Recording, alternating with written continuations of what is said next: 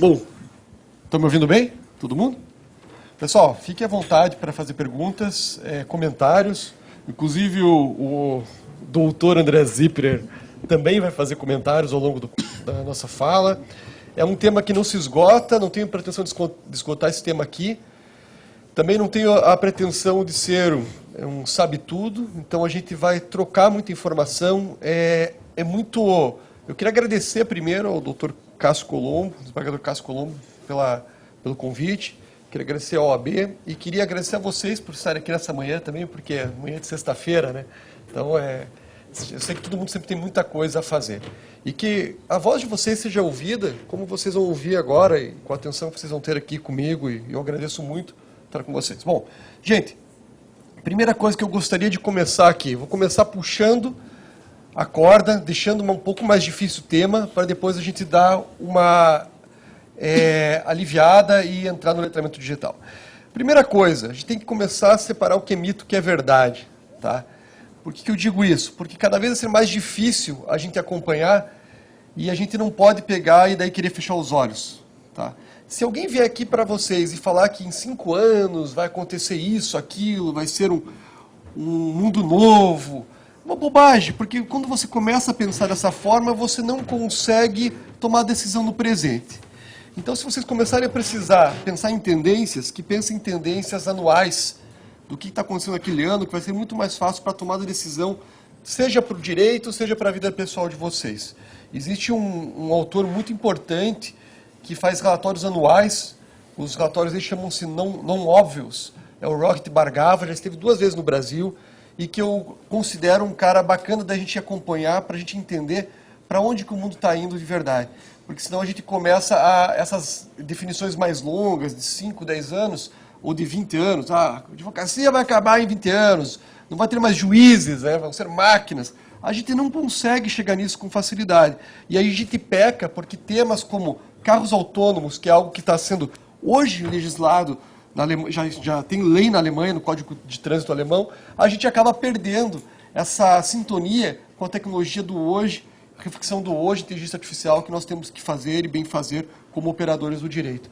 Uma coisa também importante dizer nesse momento inicial é que todos nós estamos convidados a dizer o direito, por incrível que pareça. A gente está num momento que a decisão judicial ela é impactada por uma miríade de fatores. A gente sabe disso, vocês têm consciência como julgadores, eu sei que aqui também tem advogados, que existe todo um processo da gente construir o direito. E esse processo, cada vez mais, ele é democrático e isso leva o juiz para um papel de conhecimento tecnológico muito forte, de conhecimento de sociedade, de conhecimento de como que essas coisas interagem e como que o direito pode dar respostas para uma sociedade que está mudando muito rápido. Né? A gente vai falar um pouco mais para frente também de uma lei, que é uma lei, não é exatamente uma lei, porque é uma lei que ela está dentro do universo social, né? Provavelmente vocês conhecem a lei de Moore, que é aquela lei que diz que um transistor, a cada ano e meio, ele dobra de eficiência. Aí teve um cara, que é o Ray Kurzweil, que é um futurista. Esse é um futurista bom, faz previsões de 5, 10 anos com uma maestria, porque ele estuda muito tecnologia, estuda muito o que acontece hoje. E quando a gente começa a estudar o que acontece hoje, começa a conseguir tirar visões para o futuro, acaba sendo interessante. Mas tem que ser pesquisas mais exaustivas do que pegar meia dúzia de sites na internet e sair dizendo coisas aí, né, sobre o futuro. E ele faz algo sensacional, que ele diz que existe uma lei dos retornos acelerados e que essa lei, provavelmente, no século XXI, ela vai dar conta muito ainda da realidade. O que essa lei diz? Diz que a cada ano e meio, num setor em que a tecnologia da informação entra, ela dobra a sua eficiência. Não diz que é melhor, não diz que é pior, diz que dobra a eficiência. Quando a gente vai pensar em redes sociais, em comunicação humana, em relacionamento humano, não significa que a gente vai evoluir, como vocês podem ver ao longo da nossa trajetória no Brasil, ao longo do que acontece no mundo, não significa que a gente evolui muito rápido, significa que nós comunicamos com mais eficiência em menor espaço de tempo. Isso pode ser bom, isso pode ser ruim, a partir dos olhos de quem vê, certo? Eu trago aqui, gente, algo para a gente começar um debate, que é um slide que tem uma curva, que é o Hype Cycle da Gartner, tá? A Gartner é uma excelente consultoria em termos de tecnologia. Ela faz essa curva para vários mercados, inclusive. existe para o setor público, existe para a educação, é bem interessante. E eu aconselho vocês, assim, seria legal que vocês em outro momento também dessem uma olhada nela, porque o que ela mostra para a gente que é relevante? Ela mostra que sempre no início que a gente vai começar a pensar numa tecnologia, existe um momento de euforia muito grande, as expectativas se elevam sobre aquela tecnologia. E a gente começa a querer entender o que vai acontecer no futuro e tudo mais. Só que ao longo do tempo, você tem, e aí a gente já vai falar também sobre isso, que é startups que começam, em geral estão na linha de frente desse processo, começam a falhar. E a expectativa do mercado, gente que tinha colocado muito dinheiro naquilo, começa a ver que não vai dar certo muita coisa, mas alguns competidores conseguem. E daí existe um momento que você vê ali que cai muito, né? Ou seja, é um momento em que não houve, aquelas expectativas não foram confirmadas, mas há também uma coisa curiosa, os competidores que começam a ganhar isso, eles vão para aquele um vale ali, ó, que começa a ser chamado, depois que atravessa a desilusão, você vai para um momento de iluminação ou de prosperidade daquela tecnologia. Essa curva é uma curva extremamente relevante para qualquer coisa que a gente for fazer, porque a gente começa a se situar melhor, tá? A gente começa a entender o que realmente está começando a ser algo que a gente tem que se preocupar mais, né? Claro que no momento da euforia, existe muita coisa que já está acontecendo e que é relevante, né? Mas veja que a realidade aumentada é algo que a gente falou muito há alguns anos, a gente parou de falar e agora, por essa curva, começa aí a ter um momento de relevância.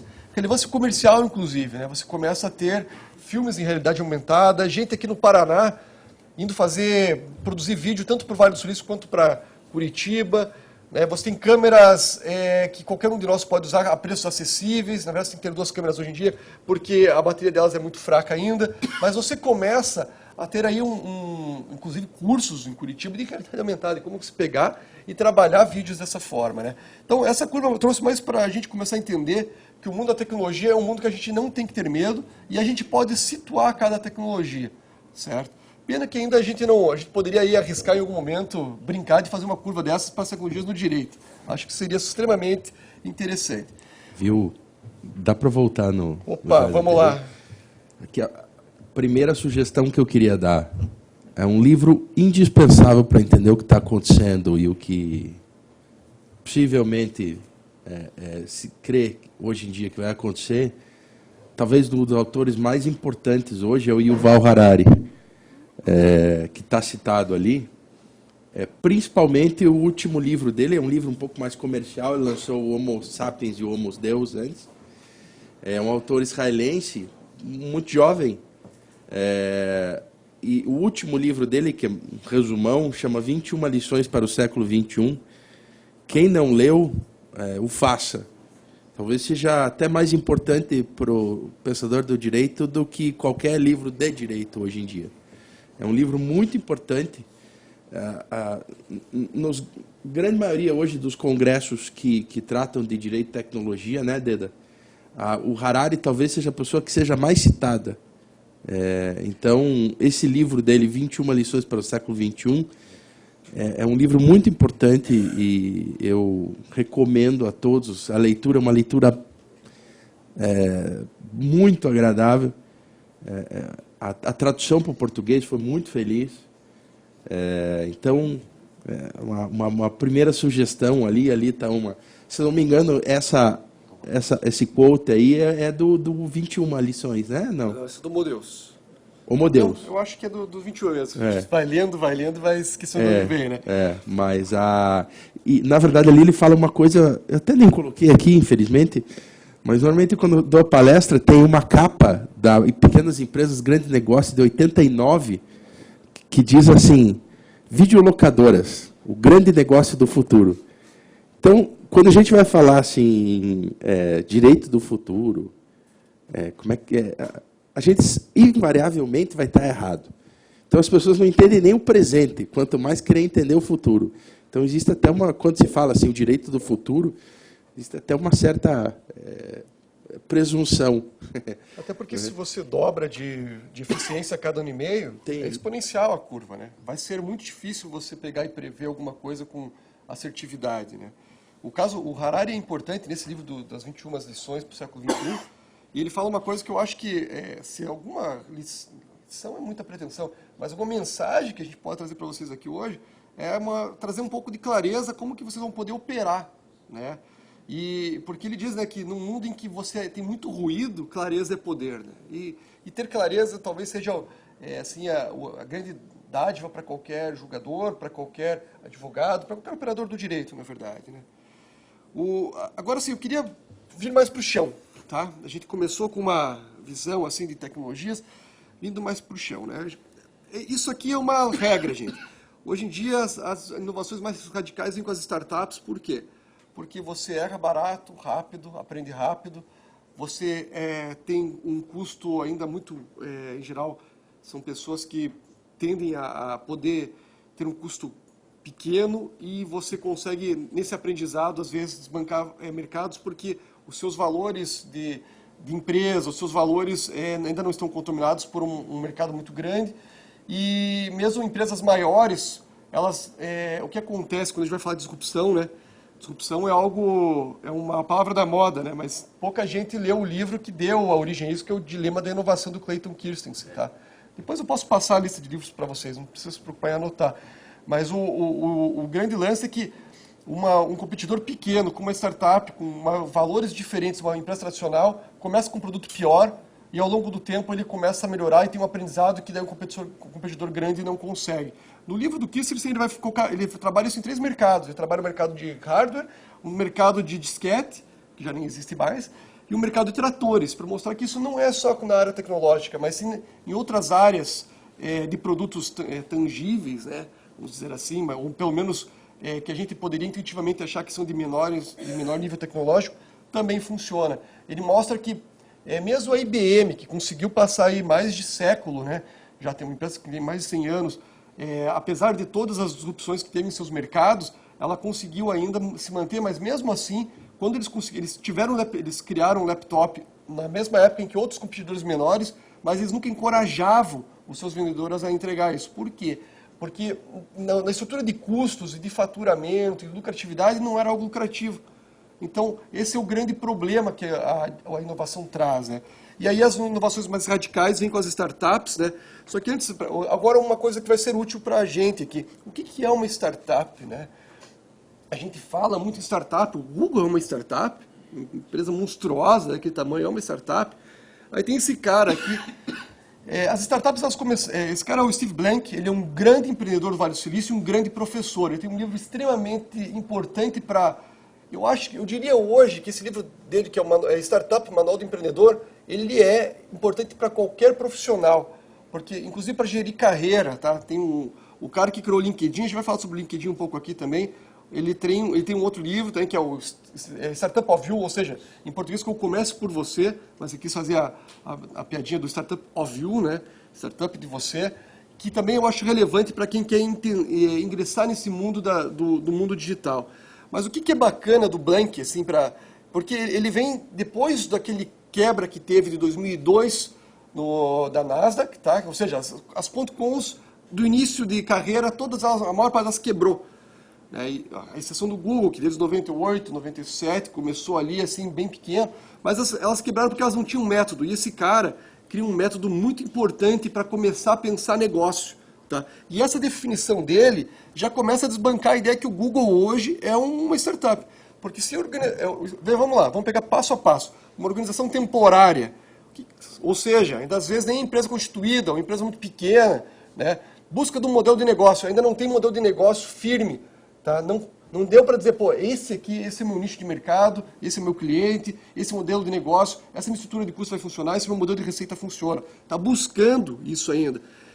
Tem que ser escalável e recorrente, ou seja, repetível. Ela tem que ser... você tem que ter algum elemento de tecnologia. Porque para escalar hoje não tem como fazer isso sem tecnologia. E tem que ser lucrativo porque é uma empresa que tem que se sustentar no tempo. Quando a gente vai agora para o direito brasileiro, a Lei Complementar 167, coloca no artigo 13, ela traz uma mudança, tá? Na Lei Complementar 123, mas ela traz o conceito de startup. Para fins, isso é curioso agora, para fins do simples. Tá? Então veja ali, ó, veja que é um pouco parecido. O cara foi feliz que fez. Sabe que definição legal é sempre um baita de um problema, né? Vocês sabem disso. Todos os operadores de direito, toda vez que alguém define alguma coisa, tem um problema. Eu acho que essa aqui tem pouco problema. Ele só tem problema quando ele vai falar em disrupção. Tá? Veja, vamos lá. Empresa, caráter inovador, que visa aperfeiçoar, né? Né? Ou seja, e pode ser incremental ou disruptiva. Incremental, ok. Incremental é quando você melhora. Uma inovação que melhora um processo, reduz custo, melhora um produto, mas ele não muda o mercado. A disrupção ela é mais um fenômeno, né, de um certo tipo de inovação. Quando ele fala aqui que é novo, é algo totalmente novo, isso é disruptivo, não pode não ser verdade. Tá? Veja, o método do Uber, de você trazer um método de pagamento e de contratação de um serviço, ele não é assim, o Uber não é disruptivo do ponto de vista do Clayton Christensen, porque não mudou o transporte, ele mudou a forma de contratação, tá? Então, ó, aí a gente vai pelas, se tivesse, vamos lá, se fosse um veículo autônomo, aí sim, pô, mudou o negócio, está mudando ali, está mudando tipo a forma básica do negócio. Mas não, para o Christensen não seria um outro tipo de inovação. Então é um pouco difícil dizer assim que algo totalmente novo seja disruptivo. Mas eu acho que isso é menor. Nós temos um problema maior que eu não trouxe aqui, tá? Mas que agora nós temos um marco legal das startups, que está sendo discutido, foi aberto consulta pública, acabou no domingo, e aí nós temos uma coisa que é complicada, temos um outro conceito de startup, tá? Que lá no artigo 2º você vai ter uma série de disposições do que é uma startup para fins de investimento, inclusive investimento público. E aí você começa a ter várias definições sobre um mesmo fenômeno. E aí você tem um problema para lidar. Né? A gente pode dizer, não, mas beleza, para fins fiscais, tudo, eu vou usar o do Inova Simples. Para fins de investimento, eu uso outro. Pois é, mas aí você vai ver que assim, é bem restritivo o que diz lá no marco legal. E ele diz ainda o seguinte, que tem que ter 1/3 de mestres e doutores. E eu estou para ver ainda alguma pesquisa que me diga que ter 1/3 de mestres e doutores numa startup faz ela ser mais lucrativa, faz ela ser mais inovadora, faz ela ser melhor. Pode ser ou pode não ser. Eu preciso ter uma pesquisa que me diga se isso é verdade, gente. Porque senão, o que eu estou fazendo? Eu estou burocratizando e criando uma série de restrições que são desnecessárias para o mercado. Tá? Trago isso para vocês assim mais como um desabafo e trazer uma clareza de um fenômeno que é muito recente, que é muito novo e que está acontecendo agora. Porque o papel, eu considero dos advogados, considero dos operadores do direito, dos juízes, é construir o direito desde o seu nascedouro também. A gente tem que, essa voz, e isso é bacana do Congresso, né? Pô, eles estão abrindo consulta para um monte de coisa, vai abrir uma consulta agora esse mês para questões também de open bank, tá? Ou seja, bancos abertos, de uma outra visão de fintechs, né? Essas financeiras tecnológicas. Então a gente está num momento super rico de estudar isso, né? Até lá na Ordem a gente criou 12 grupos de estudo aí. Né? Quem quiser estão todos convidados a conhecer esses grupos de estudo, a ir lá como ouvinte para a gente trabalhar junto. Tá muito bacana para falar sobre tecnologia, direito e inovação. Né? Só fazer propaganda do meu grupo de estudo, que é por mim coordenado. Só a comemoração dos 100 anos da OIT. A OIT lançou um documento no início deste ano, final do ano passado, início deste ano, que fala sobre tecnologia e trabalho. Tecnologia e trabalho. O nome em inglês é Work for a Brighter Future, seria trabalho para um futuro mais brilhante. Agora, 2 semanas atrás, foi traduzido para o português, o nome é Trabalho para um Futuro Melhor. Recomendo também, porque é um documento muito importante, é o primeiro documento da OIT, da Organização Internacional do Trabalho, sobre tecnologia, e eu até posso compartilhar depois, tecnologia e trabalho. E nesse documento, apesar de todo o hype que se fala da substituição de trabalho humano por tecnologia, mas ele dá lá que a tecnologia também tem que ser usada para a diminuição de trabalho insalubre, perigoso e penoso. O nosso grupo de trabalho, já teve uma palestra do professor Gunter, outra palestra do professor Sandro Lunardi, se propõe a estudar cases no qual a tecnologia tem sido utilizada para esse fim, para o fim do bem. que é justamente para diminuir as condições periculosas e insalubres do trabalho. Esse é um dos 12. Os operadores do direito têm que se envolver nessa discussão, senão elas serão feitas só por técnicos, tecnocratas, e a gente não pode deixar isso acontecer. Deixa eu fazer uma provocação. Pode fazer, lógico. Eu estava comentando uma provocação com os meus colegas que o primeiro, assim, digamos, modelo jurídico que nós temos de startup, curiosamente, é o modelo tributário. Ou seja, quando o Estado reconhece esse fenômeno social e quer dar um enquadramento jurídico a ele, a primeira coisa que eu olho para ele e falo, ele existe e eu quero tributá-lo. Meu colega Pedro aqui, que é do tributário, sabe bem o que eu estou falando. Quero tributá-lo. E depois é que nós vamos pensar como nós vamos financiá-lo, financiamento público e privado, que você comentou, que ainda está sendo debatido, e quem sabe que momento virá, como eu vou regular as relações de trabalho nesse mundo, nesse fenômeno específico. Então, é uma provocação para a gente quicar e pensar um pouquinho. Eu vou ver o copo meio cheio, tá? A gente está num momento, gente, super difícil. E eu fico feliz pelo convite do Dr. Cássio, porque isso aqui se chama pontos de contato e a gente construir coisas conjuntas em comum. Então, existe todo um problema nisso que a gente poderia abordar, mas vamos mudar. Assim, vamos pensar o seguinte. Pela primeira vez, se essa lei funcionar, não trouxe aqui. O que é vantajoso para as startups, o que está na lei 167? Ela desburocratiza o fato de você ter um CNPJ. Eu trabalho muito com startup. Tá muito. Os caras, assim, primeiro que para pegar e falar com o advogado demora muito porque os caras não têm grana, né? Eles também não têm dinheiro e para eles é muito difícil entender todos os processos burocráticos, inclusive para a lei de patentes, lei de propriedade intelectual e como que eles fazem gasto nisso. Essa lei facilita isso, facilita ter CNPJ, facilita conseguir já pegar e não descartando outros meios, os meios tradicionais, mas você poderia já pegar e dar entrada com pedido relativo à propriedade intelectual. Isso eu acho super bom. Então, assim, é claro que o Estado sempre vai querer controlar e regular. Isso é da natureza do Estado.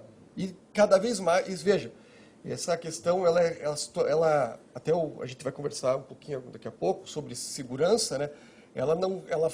O Estado quer isso, mas as grandes empresas também querem. Então é um momento que a gente vai ter que reconstruir o papel do indivíduo dentro disso também. Mas eu prefiro que a gente veja, inclusive, o meio cheio, porque esse é um momento crucial para a gente ver onde nós temos pontos de contato e melhoria. Tá? Beleza? Gente, estou falando de startup. O que a startup tem que pode ensinar a gente na nossa carreira agora, tá? A gente está falando de letramento digital aqui, né? Olha, aprender a testar rápido as coisas. Em vez de eu pensar em fazer que eu vou fazer umas aulas aí curtas no YouTube, fazer 20 aulas. Faz uma rapidinho, coloca, não precisa ser uma qualidade imensa. A gente, né, a gente que veio antes da internet, né, que estudou antes da internet, a gente sempre acha que a gente tem que ter uma qualidade tremenda, assim. A internet não está preocupada com isso, as pessoas que estão vendo não estão preocupadas com isso, elas estão preocupadas com uma comunicação de entrega de valor muito rápido para elas, que elas possam fazer algo prático com aquilo. Então, o fato da gente conseguir... E assim, gente, a gente aprende esse negócio, não é só estudando dentro da nossa cabeça, não. Existe um aprendizado prático, ou seja, faz, testa, verifica o que aconteceu. As pessoas gostaram, compartilharam.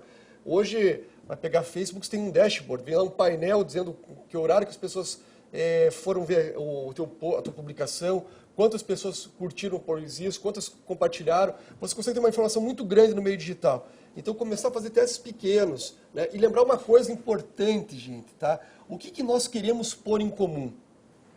Porque as redes sociais fechadas com o WhatsApp põem em comum muita coisa que a gente não tem necessidade, né? Ou que não é verdadeiro, ou que é enviesado, ou que nitidamente só reforça os nossos preconceitos. O que nós...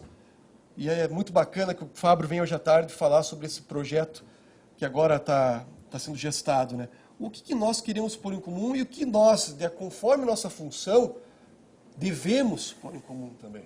Essa é uma pergunta que sempre que a gente for publicar algo é relevante. Porque nós somos todos aqui pessoas públicas, né? E cada vez mais o cidadão comum é uma pessoa pública, porque nós somos produtores e consumidores de conteúdo. Nós não somos mais só consumidores, né? É o que chama-se, né, prosumidores de conteúdo. E dentro dessa nova perspectiva, nós temos que estabelecer uma relação que seja produtivo para todos, né?